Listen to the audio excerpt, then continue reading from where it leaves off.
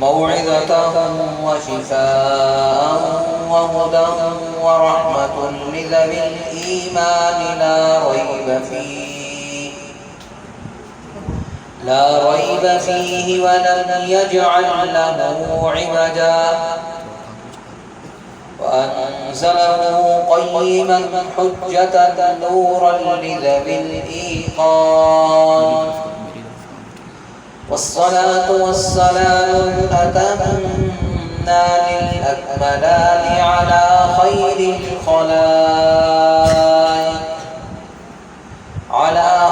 الخلائق من الإنس والجان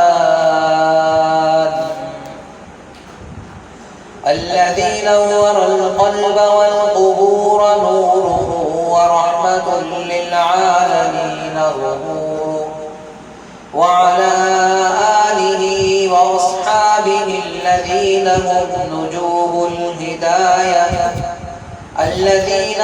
نجوم الهداية وناشر الفرقان وعلى من تبعهم بالإيمان والإحسان إلى يوم القيامة. أما بعد فأعوذ بالله السميع العليم من الشيطان الرجيم. بسم الله الرحمن الرحيم. إن هذا القرآن يهدي للتي هي أقوم ويبشر المؤمنين الذين يعملون الصالحات أن لهم أجرا حسنا. وقال الله تعالى في كلام المجيد والفرقان الحميد: قل لئن اجتمعت الإنس والجن على أن يأتوا بمثل هذا القرآن لا يأتون بمثله ولو كان بعضهم لبعض ظهيرا. وقال النبي الكريم صلى الله عليه وسلم: تركت فيكم واعظين: الساكت والناطق. الساكت هو الموت والناطق هو القرآن، أو كما قال نبينا عليه الصلاة والسلام. وقال النبي الكريم صلى الله عليه وسلم: يقال لصاحب القرآن: اقرأ وارتقي ورتل كما كنت ترتل في الدنيا فإن منزلتك عند آخر آية تقرأها، أو كما قال نبينا عليه الصلاة والسلام. صدق الله مولانا العظيم وبلغنا رسوله النبي الكريم، ونحن على ذلك لمن الشاهدين والشاكرين، والحمد لله رب العالمين. किसने ज़र्रों को उठाया सेहरा कर दिया, किसने कतरों को मिलाया दरिया कर दिया। जो न थे खुद राह पर वो औरों के हाथी बन गए, वो क्या नजर थी कि जिसने मुर्दों को मसीहा कर दिया। किताब फितरत की सरे वर्क पर जो नाम अहमद रकम न होता, ये नक्श हस्ती उभर न सकता, वजूद लोहो कलम न होता। निगाहे इश्क की मस्ती में वही अव्वल वही आखिर, वही कुरआन वही फुरकान, वही यासीन वही ताहा। गिरामी क़दर सामीन, अजीज नौजवान दोस्तों,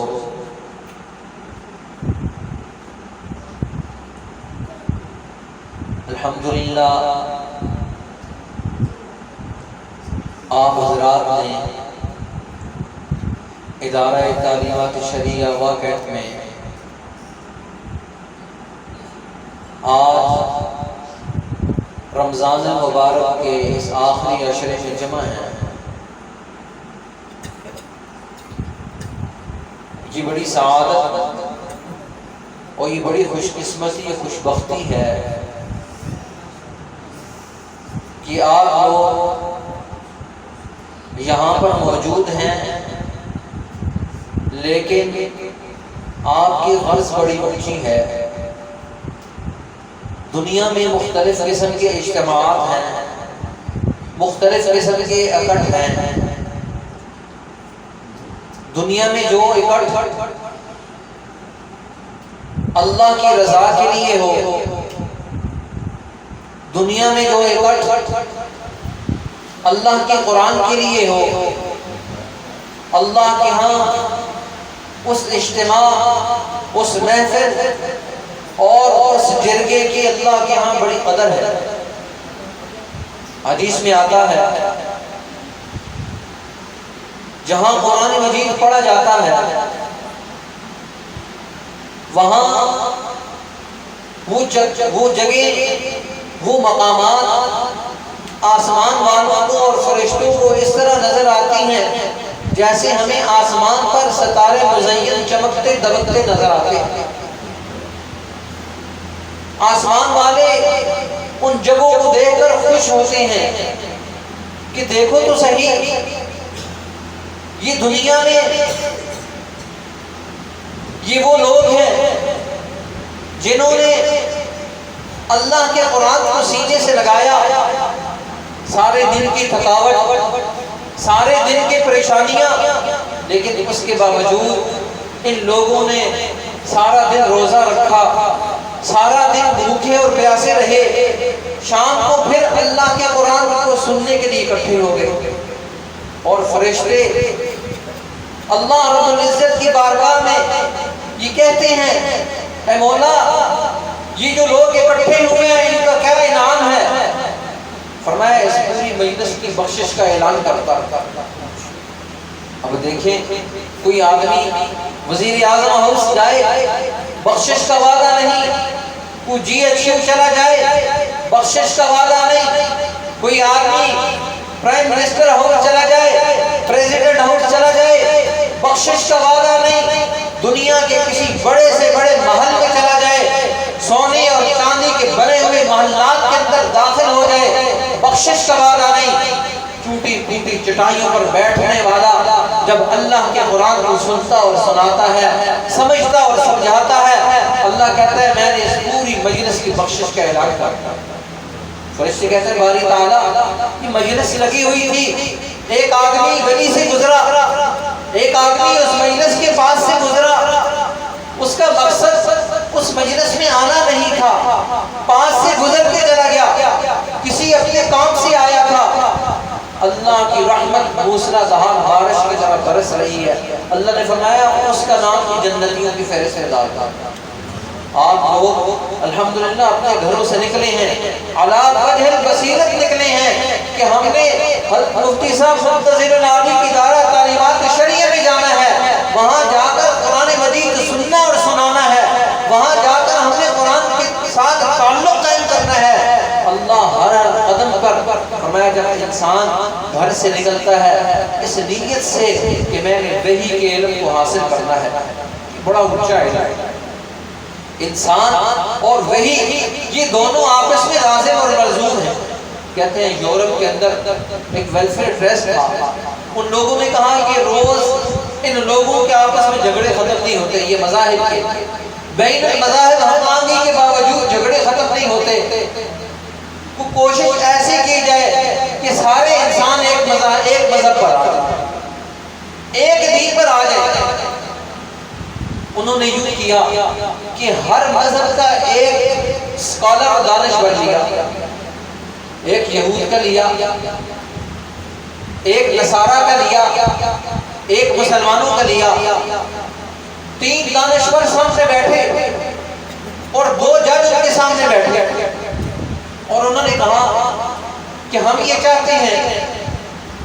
آپ یہ بتائیں کہ تینوں جو بیٹھے ہوئے ہیں مذہب کا تعلق کسی نہ کسی نبی کے ساتھ ہونا چاہیے.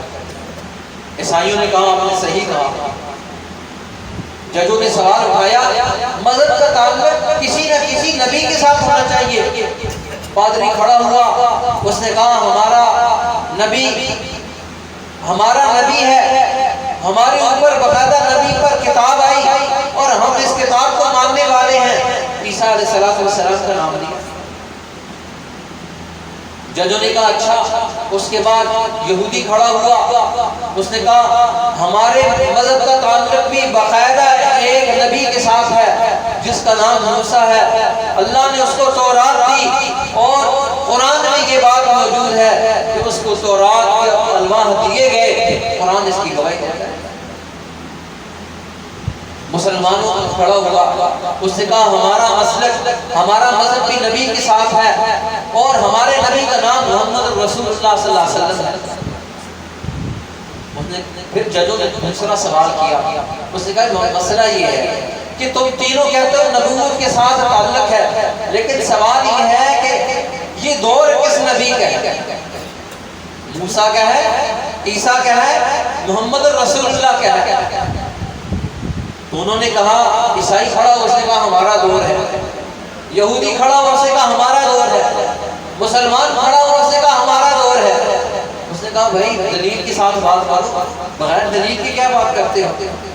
ہر آدمی کہتا ہے ہمارا دور ہے. دور اس کا ہوگا جس کے پاس معجزہ ہوگا. دور اس کا ہوگا جس کے پاس معجزہ ہوگا. اگر عیسائی کہتے ہیں کہ ہمارا دور ہے, ہمارے نبی کا سارا دور ہے, تو معجزہ لے کر آؤ. ایسا معجزہ ہو جس کو ساری دنیا جس کے سامنے سرنگو ہو جائے, عاجز ہو جائے, اس کا توڑ نہ کر سکے.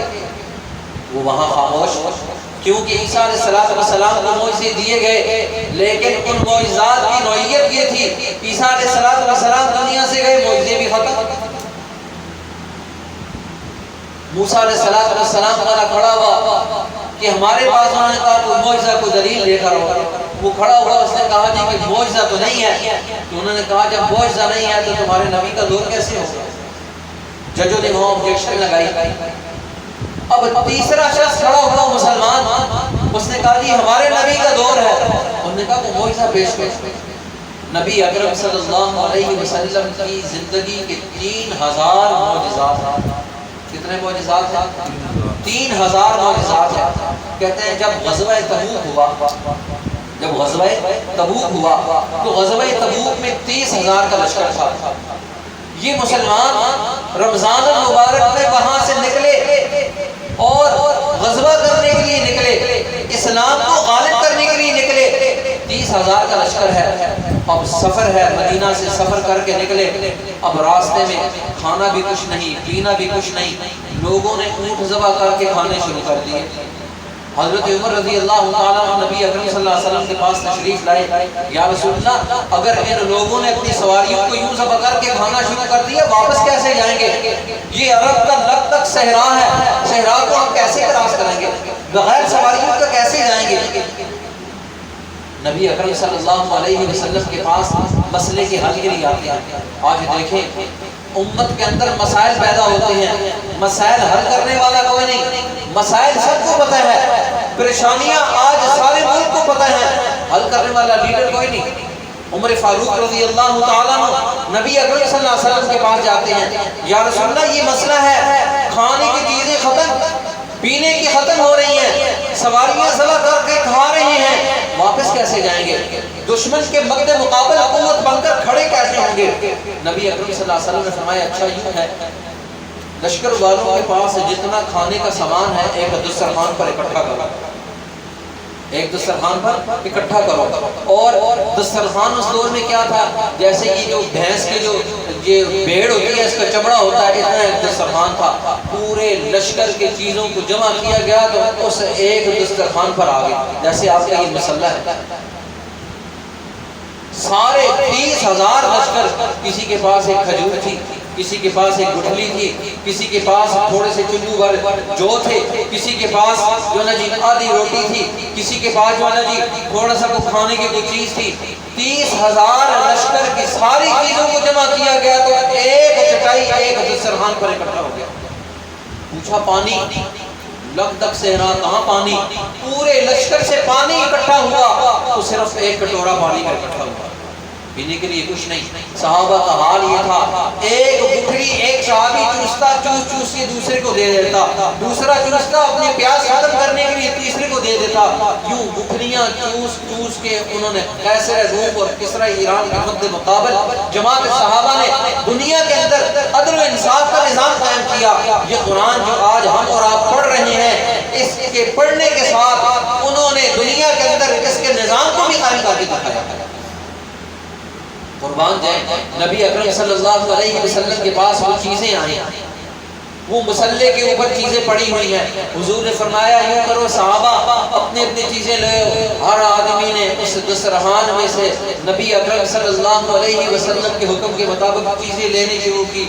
30,000 کے لشکر نے اپنی ساری چیزوں کو بھر لیا، چیزیں وہاں ساری کی ساری پڑی ہیں۔ حضرت عمر نے فرمایا کسی اور صحابی نے پوچھا یا رسول اللہ پینے کے لیے نہیں ہے، کھانے کے لیے اللہ نے بہت دے دیا۔ یہ معجزہ تھا حضور کا، تھوڑی سی چیزیں پورے لشکر میں تقسیم ہوئی اور ہر آدمی نے وہاں اپنے حصے کے مطابق خوب وہاں سے لیا۔ اور جب پانی کی باری آئی، حضور نے اپنے برکت والے ہاتھ اس کٹورے میں رکھے، محدثین کہتے ہیں وہاں سے چشمے جاری ہوئے اور ایسا چشمہ جاری ہوا 30,000 کے لشکر نے اپنے مشکیزوں کو بھر لیا، پانی ابھی تک ادھر ہی۔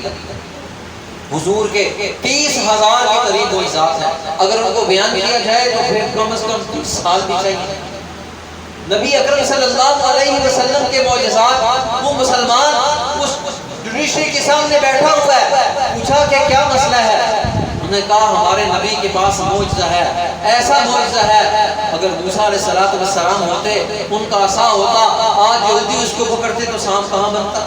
وہ تو موسیٰ علیہ السلام کے ساتھ ختم ہو گیا۔ سلمان علیہ السلام کے ہاتھ میں انگوٹھی تھی، وہ پہنتے تھے، پرندوں سے بھی باتیں کیا کرتے تھے، جنات کے ساتھ بھی باتیں کیا کرتے تھے، ساری کائنات اس کے لیے مسخر تھی، لیکن انگوٹھی سلمان علیہ السلام کے ساتھ ختم۔ آج وہ انگوٹھی کسی کو مل بھی جائے تو ان کا تو معجزہ نہیں، لیکن نبی اکرم صلی اللہ علیہ وسلم کا یہ معجزہ، یہ جو آپ نے قرآن مجید والناس سے لے کر الحمد کے لام سے لے کر والناس کی سین تک آپ نے قرآن مجید سنا، قاری صاحب نے سنایا، یہ بڑی سعادت اور خوش بختیاری ہے۔ الحمدللہ مفتی صاحب کے بھتیجے نے قاضی قتادہ نے قرآن مجید سنایا اور طارق صاحب کے بیٹے قاری اسید نے قرآن مجید سنایا، یہ دونوں بڑی خوش قسمت، یہ بڑی خوش قسمتی کی بات ہے۔ قیامت کے دن اللہ رب العزت ان لوگوں کو کھڑا کرے گا اور کہے گا آج وہ 10 آدمی اپنے خاندان کے اٹھاؤ جن کے اوپر جہنم واجب ہو چکی ہے، اٹھاؤ اور ان کو جنت میں داخل کرو۔ آج ہمیں سمجھ نہیں آتی کہ انہوں نے کتنا بڑا کام کیا ہے۔ میں آپ کو بتاؤں قرآن مجید کا یہ اعجاز ہے، آپ دنیا کے جتنے مذاہب موجود ہیں، جتنی زبانیں موجود ہیں، آپ تمام زبانوں میں سے کسی بھی زبان کو اٹھائیں، افریقی ہو، انگلستانی ہو، سوڈانی ہو، دنیا کے جتنے ممالک ہیں، سارے ممالک میں سے ہر ایک ملک کی، ہر ایک خطہ زمین کی اپنی زبان ہے، لیکن اس کی اپنی زبان میں بھی کوئی کتاب ایسی نہیں جو ساری کسی کو یاد ہے، لیکن ہر زبان کے اندر آپ کو حافظ ملیں گے۔ آج لاکھوں حافظ بلکہ کروڑوں کے قریب حافظ پوری دنیا میں موجود ہیں، انسانوں میں سے بھی موجود ہیں، جنات میں سے بھی موجود ہیں۔ آپ کو قرآن کے حافظ ملیں گے، قرآن کے قاری ملیں گے، قرآن کے مفسر ملیں گے، قرآن کے محدث ملیں گے، قرآن کے فقیہ ملیں گے، اور یہ قرآن مجید کا اعجاز ہے۔ 30 پارے قرآن مجید کے، اور آپ دیکھیں لوگوں کو زبر بھی پتہ ہے، قرآن میں زبریں اتنی ہیں، زیریں اتنی ہیں، پیشیں اتنی ہیں، شاد اتنی ہے، مد اتنی ہے، جزم اتنی ہے، نقطے اتنے ہیں، ایک ایک چیز، یہ قرآن مجید کا اعجاز ہے، یہ قرآن مجید کا اعجاز ہے۔ اس لیے قرآن مجید نے 3 چیلنج کیے ساری دنیا کو۔ دیکھو ہر دور کے اندر اللہ نے جو معجزہ دیا ہے وہ اس امت کے جو اس دور کی سب سے بڑی سائنس تھی اس کے اعتبار سے دیا ہے، اس دور کی جو سائنس تھی، اس اعتبار سے اللہ نے دنیا کی جتنی اعلیٰ ترین ترقیات تھی، ان ترقیات کے اعتبار سے اللہ نے اس دور کے اندر اس نبی کو معجزہ دیا۔ کہتے ہیں سیدنا موسیٰ علیہ السلام کے دور میں اللہ نے ان کو معجزہ دیا۔ اس دور کے اندر جادوگروں کا بڑا زور تھا، ساحرین کا بڑا زور تھا۔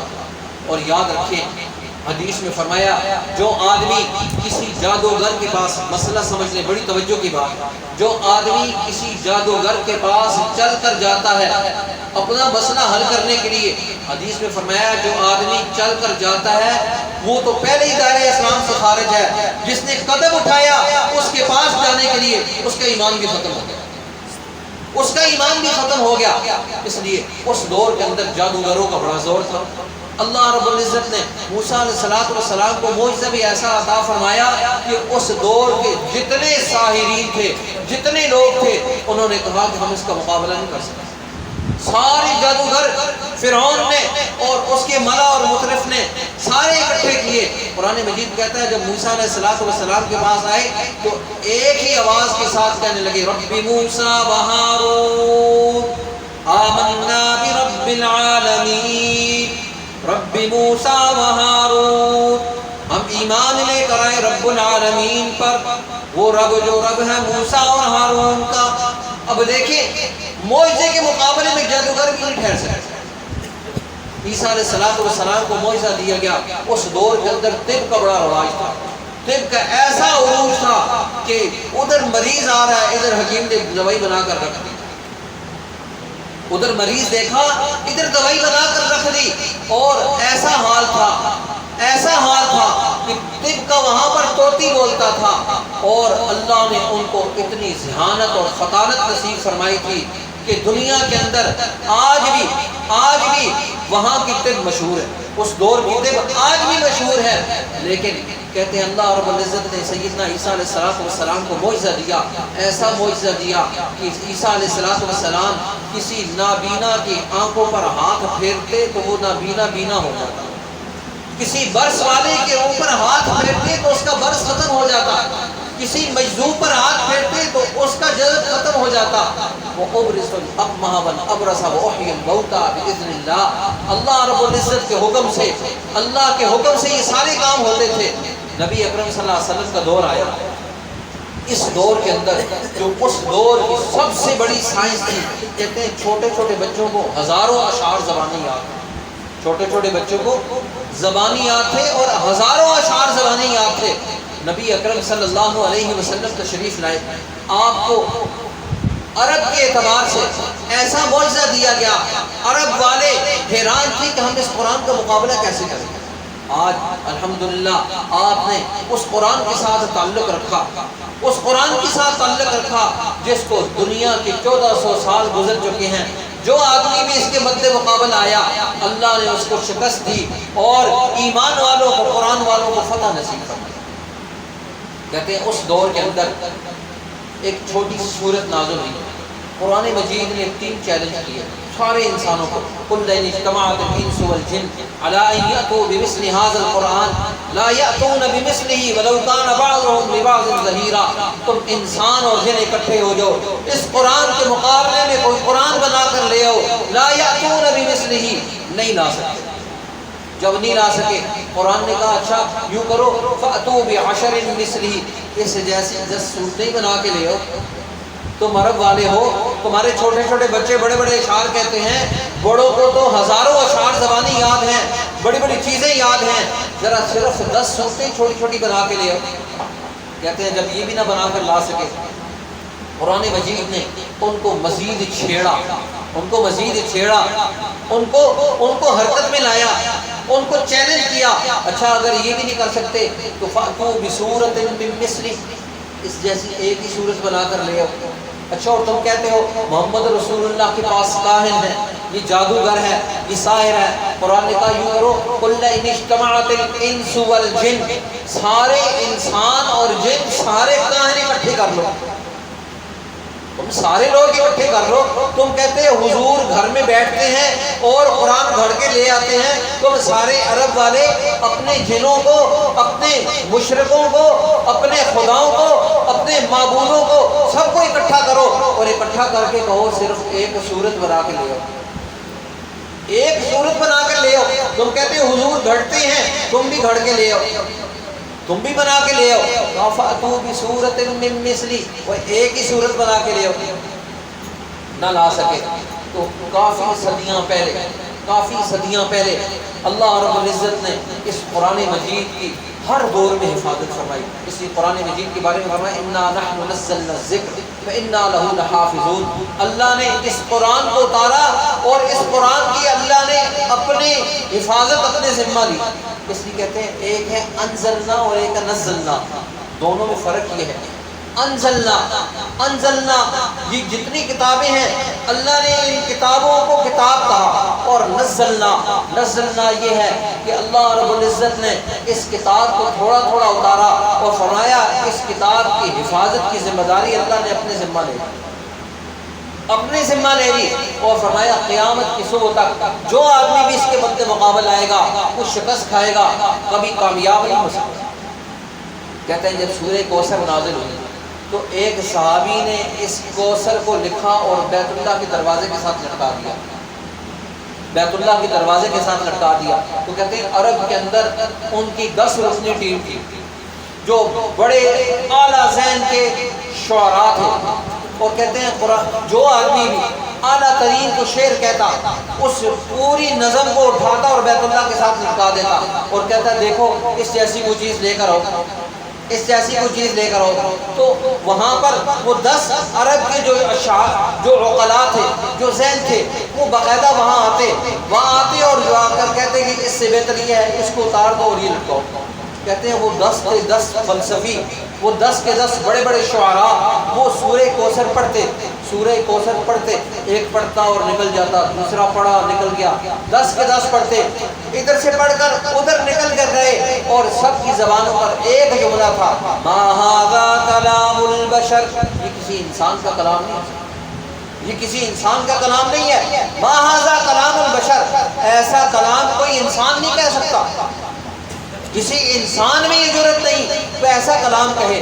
کہتے ہیں قرآن مجید کی یہ صورتیں جب نازل ہوئیں کافی صدیوں کے بعد، 400-500 سال کے بعد ایک سرفرا اٹھا، اس نے کہا یہ بھی کوئی بات ہے. قرآن نے کہا فَأْتُوا بِسُورَةٍ مِّن مِّثْلِهِ، اس جیسی ایک صورت بنا کر لے آؤ. اس نے کہا میں صورت بنا کر لاتا ہوں. اس نے سورہ فیل بنائی. اور سورہ فیل کیا بنائی؟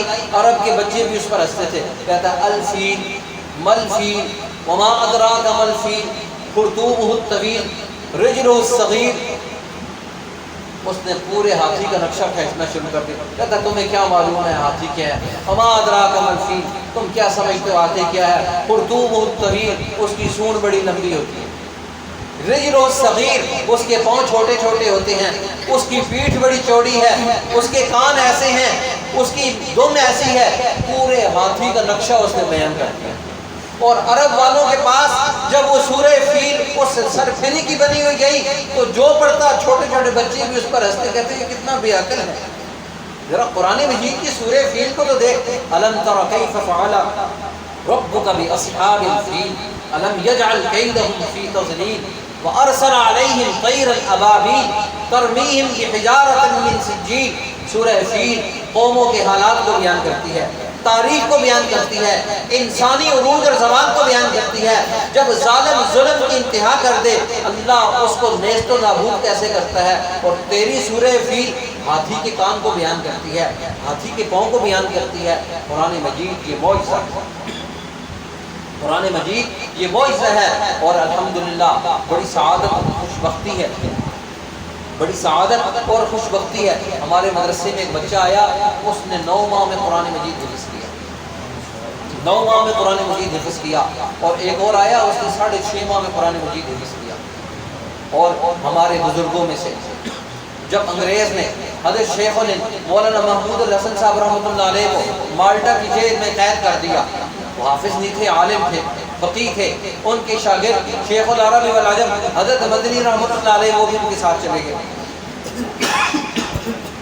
جب دونوں چلے گئے تو مورخین یہ کہتے ہیں کہ جب دونوں وہاں جیل میں گئے، استاد جی نے کہا کہ رمضان آ گیا، قرآن کا کیا کریں گے؟ حضرت مدنی نے فرمایا استاد جی آپ دعا کریں، میں کوشش کرتا ہوں۔ حضرت مدنی سارا دن ایک پارہ یاد کرتے، رات کو مصلے میں کھڑے ہو کے سنا دیتے، رات کو یاد، صبح یاد کرتے، رات کو سنا دیتے۔ امام اعظم ابو حنیفہ رحمۃ اللہ علیہ کے بارے میں آتا ہے، رات کو رمضان آتا، ایک قرآن رات کو پڑھتے، ایک قرآن دن کو پڑھتے۔ امام اعظم ابو حنیفہ رحمۃ اللہ علیہ کی مجلس کا یہ اصول تھا، آپ اس کو اس وقت داخلہ دیتے جو آدمی حافظ قرآن ہوتا۔ امام محمد رحمۃ اللہ علیہ ان کے پاس داخلے کے لیے آئے، ان کے پاس داخلے کے لیے آئے تو انہوں نے کہا کہ تم حافظ ہو؟ انہوں نے کہا کہ میں تو حافظ نہیں ہوں، میری مجلس میں حافظ ہونا شرط ہے، حافظ ہوگا تو ابو حنیفہ کی مجلس میں بیٹھ سکے گا، تب تو علم حاصل کر سکے گا، تب تو فقہ سیکھ سکے گا۔ امام محمد رحمۃ اللہ علیہ کے بارے میں آتا ہے 3 دن یا 1 ہفتے کے بعد دوبارہ آ گئے تو کہنے لگے کہ مجھے داخلہ چاہیے۔ امام صاحب نے کہا کہ تجھے پچھلے ہفتے جو کہا تھا، پچھلے ہفتے کہا تھا جب تک حافظ نہیں ہوگا داخلہ نہیں ملے گا۔ انہوں نے کہا امام صاحب استادی مجھ سے امتحان لے لے، میں نے حفظ کر دیا۔ روایات میں آتا ہے، مورخین یہ کہتے ہیں 3 دن یا 7 دن کے بعد آئے اور حافظ تھے۔ یہ قرآن مجید کا اعجاز ہے، 6666 آیات وہ ایک آدمی نے 3 دن میں یاد کر لیا۔ حضرت مدنی رحمۃ اللہ علیہ 30 دن کے اندر پورا قرآن مجید یاد کر لیا، اور یہ استاد کی برکت تھی، استاد کا وارنٹ تھا۔ یہ ویسے ہی استاد کے ساتھ چلے گئے، استاد جی وہاں مالٹا جیل میں ٹھنڈ ہوگی، آپ وضو کیسے کریں گے؟ میں آپ کو وضو کرایا کروں۔ وہاں پانی پر اتنی ٹھنڈ ہوا کرتی تھی کہ وہاں پر پانی جم جایا کرتا تھا۔ کہتے ہیں حضرت مدنی رحمۃ اللہ علیہ ایک لوٹے میں پانی لیتے اور ساری رات اس کے اوپر یوں اپنے پیٹ کی تپش کے ساتھ اس کو گرم کرتے، صبح استاد ہی تہجد کے لیے اٹھتے ان کو پانی پیش کر دیتے۔ اور اللہ نے استاد کو شیخ العلم بنایا اور اس شاگرد کو شیخ العلم